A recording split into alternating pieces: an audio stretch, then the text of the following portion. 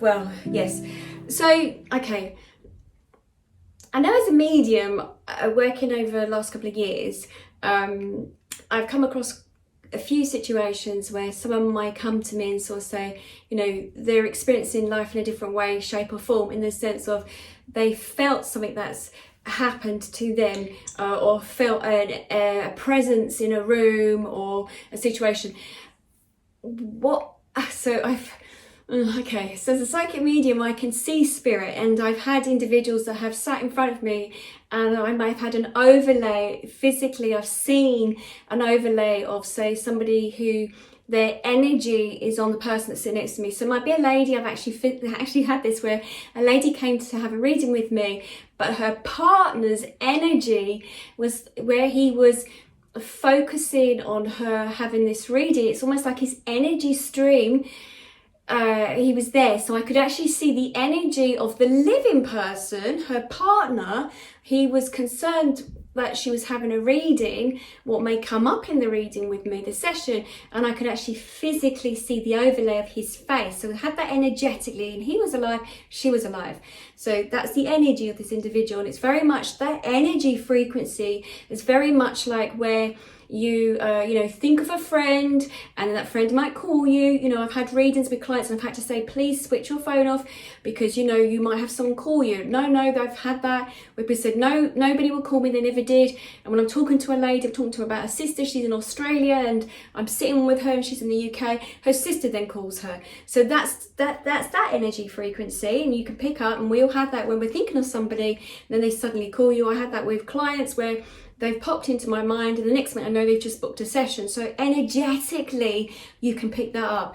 And then there's the other type of energy where I'm sitting with an individual, doing a session with them, doing a reading for them, and then I can see almost as if it's like, I don't know if anyone's seen Harry Potter. I don't know which episode it would have been in, but where it's almost like another head, or a head behind that head. There's a professor in it, and he's got a turban, and he, you know, there's something on the back.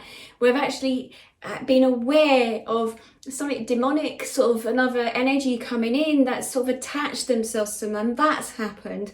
And also that. Okay, also that family member, he's not gonna like this. My son, who he went out, and this actually happened to him where he was on the tube, where he was actually on the tube, Victoria line, and something happened, and he walked across, Piccadilly line, then changed the Victoria line. As he walked across the tunnel, you know, something happened. His personality had totally shifted. He changed. He was acting so differently.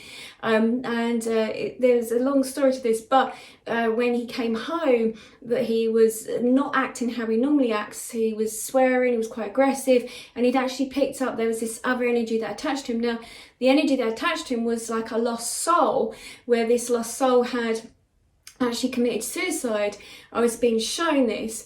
It was actually in this room, when it was my son's bedroom.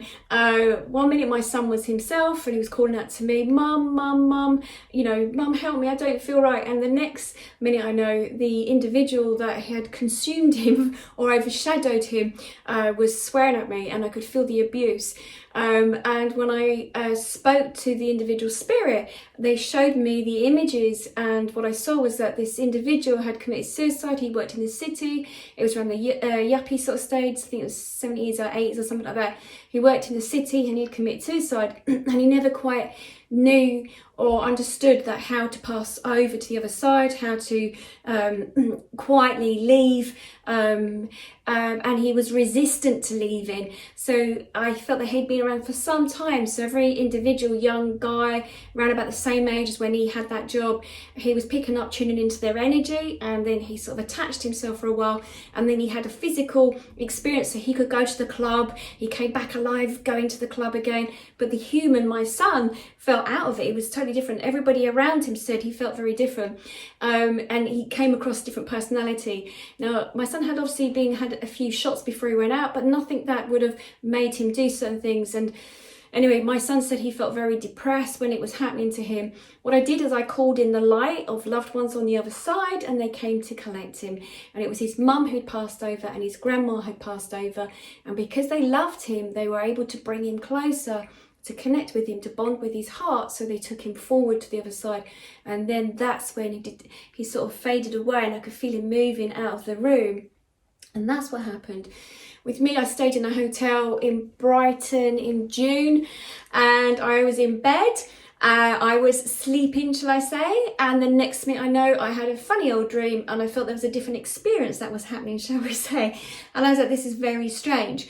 When I then sort of woke up, and I was like, wow, who the hell are you? As a psychic medium, I could see there was a man sort of laying by the side of me, and that it wasn't a physical self. And I was like, how dare you get out of my room? He knew I was a psychic medium, so it was easy for me to pick up on him, and because I was very sensitive, and shall I say that he was having a little experience by the side of me, and that wasn't pleasant, and so I told him to leave. So energetically, again, he hadn't quite moved over to the other side. He was still hanging around. He didn't want to leave. But when I'd ordered him to leave, I then asked my guides and my gatekeeper to come in and to tell him to shift, to move out of the way. Now, on the planet, if you think of this the last couple of years, people haven't been totally aware of this, that they can actually ask for guides, gatekeepers to come in, or they're even aware that they just think once you die and that's it, you're gone. But that's not necessarily so. If the way that you pass over is very important. The way that you pass over really depends on, how you leave, how quickly you leave, or what residue of yourself you leave. So there are many, shall I say, that are still moving on the earth plane that can interact with us as humans, but it's when you feel something's a little bit odd, a little bit strange, it's not you personally, there's something going on, this is not how you would normally behave, you would then know there's some sort of presence, and then you can ask them to leave, and they do leave.